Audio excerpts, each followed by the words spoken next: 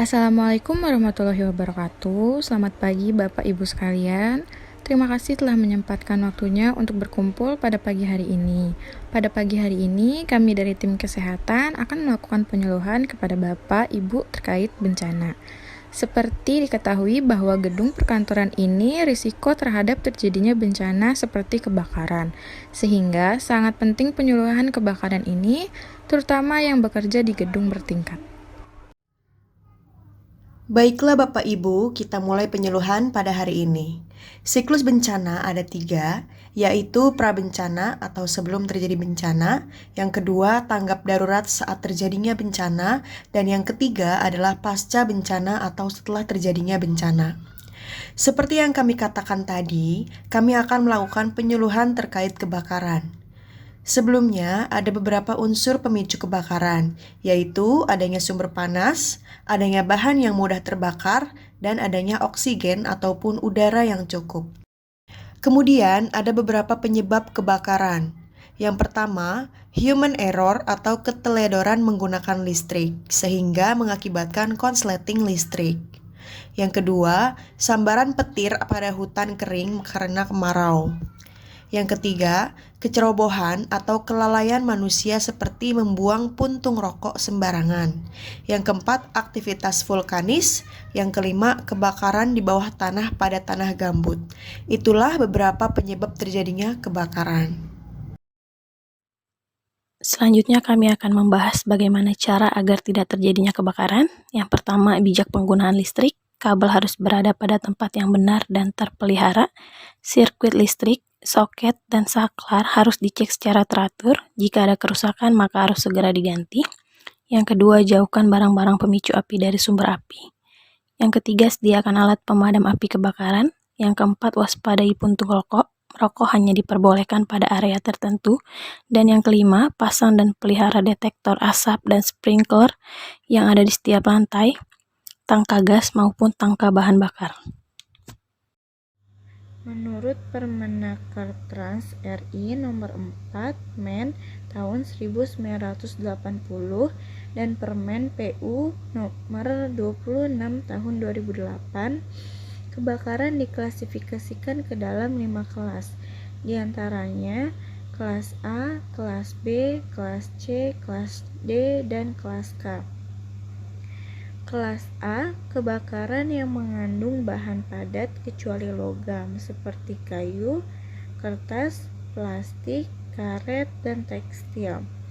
Kelas B, kebakaran yang melibatkan bahan cair yang mudah terbakar seperti bensin, minyak, minyak bumi, tar, cat berbasis minyak, pelarut, dan sebagainya yang tidak dapat bercampur dengan air.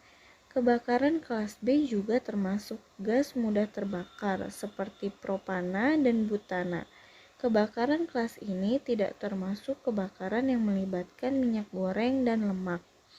Kelas C, kebakaran yang melibatkan instalasi atau peralatan listrik bertegangan. Kelas D, kebakaran pada logam yang mudah terbakar seperti magnesium, titanium, zirkonium, natrium, litium, dan kalium. Kelas K, kebakaran yang melibatkan media masak mudah terbakar seperti minyak goreng dan lemak hewani maupun nabati. Jenis apar ada berbagai macam dan harus disesuaikan dengan jenis sumber apinya apa saja. Yang pertama, jenis cairan atau air. Kegunaan apar ini untuk memadamkan kebakaran kelas A, yakni kayu, kertas, tekstil, dan plastik. Kedua, jenis busa atau foam. Kegunaan apar ini untuk memadamkan kebakaran seperti kelas A, yaitu kayu, kertas, tekstil, dan sebagainya. Kelas B, cairan mudah terbakar. Yang ketiga, jenis tepung kering atau powder. Kegunaan apar ini untuk memadamkan kebakaran seperti kelas A, yaitu kayu, kertas, tekstil, dan plastik. Kelas B, yaitu cairan dan gas mudah terbakar. Dan kelas C, instalasi atau peralatan listrik pertegangan. Yang keempat, jenis karbon dioksida. Kegunaan APAR ini untuk memadamkan kebakaran kelas B, seperti cairan mudah terbakar. Saat terjadi kebakaran, ada pun upaya yang dapat dilakukan untuk memadamkan api dan memperkecil kerugian dari kebakaran tersebut. Pertama, tetap tenang. Kedua, memadamkan api dengan alat pemadam api ringan atau APAR jika apinya kecil. Kemudian, hubungi dinas pemadam kebakaran setempat dan evakuasi diri segera jika api besar. Baik, di sini saya akan menjelaskan terlebih dahulu tindakan jika apinya ringan, yaitu dengan cara menggunakan APAR. Baik, pertama, tarik atau lepas penutup tabung APAR. Kedua, arahkan selang pada api. Ketiga, semprotkan secara merata. Setelah penjelasan terkait siklus prabencana yang dapat dilakukan saat terjadinya kebakaran atau yang dapat dilakukan untuk mencegah terjadinya kebakaran, selanjutnya siklus tanggap darurat atau siklus bencana. Baik, sebelumnya kita masuk ke gedung perkantoran. Di sini saya akan menjelaskan terlebih dahulu denah gedung perkantoran. Baik, di gedung perkantoran ini terdapat 3 lantai. Tempat yang akan kita jadikan simulasi yaitu lantai 2. Di lantai 2 ini terdapat ruang service workshop, warehouse, engineer office, dan fence. Di setiap lantai pasti terdapat APAR atau alat pemadam api ringan, tanggap darurat, dan jalur evakuasi. Pada daerah gedung perkantoran sering terjadi konsleting listrik. Konsleting itu menimbulkan api yang cepat melahap gedung tersebut. Langkah-langkah menghadapi bila menemukan kebakaran atau mencium asap, jangan panik. Pertama, bunyikan alarm kebakaran dengan memecahkan kaca untuk alarm kebakaran, lalu lakukan pemadaman api. Kedua, padamkan api bila mungkin. Bila tidak mungkin, tekan alarm kebakaran lainnya dan bersiap melakukan evakuasi. Ketiga, hubungi anggota tim kondisi gawat darurat lain untuk koordinasi. Keempat, bila baju kamu terbakar, jatuhkan diri dan berguling-guling hingga api padam. Bila mendengar bel alarm kebakaran di lantai Anda, yang pertama harus Anda lakukan, bukalah pintu-pintu kantor, ikutilah arah tanda exit. Yang kedua, siapkan perlengkapan warden area atau warden. Lalu, usahakan jangan sampai ada pegawai yang masih menggunakan lift. Gunakanlah tangga darurat yang sudah ditentukan.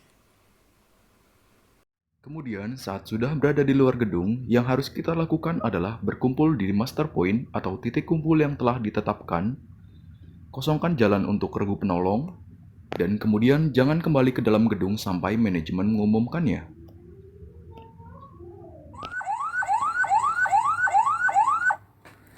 Tim medis langsung mengidentifikasi korban yang masuk kelompok rentan lalu melakukan pengkajian situasi dan kebutuhan kesehatan korban. Tim medis menyelamatkan dan mengevakuasi korban dan memindahkan korban ke titik aman. Tim medis mengidentifikasi dan memberikan asuhan keperawatan untuk memenuhi kebutuhan korban, memonitor tanda-tanda cedera pada korban, gangguan mental para korban, dan memberikan pelayanan kesehatan yang sesuai serta memberikan rujukan jika diperlukan.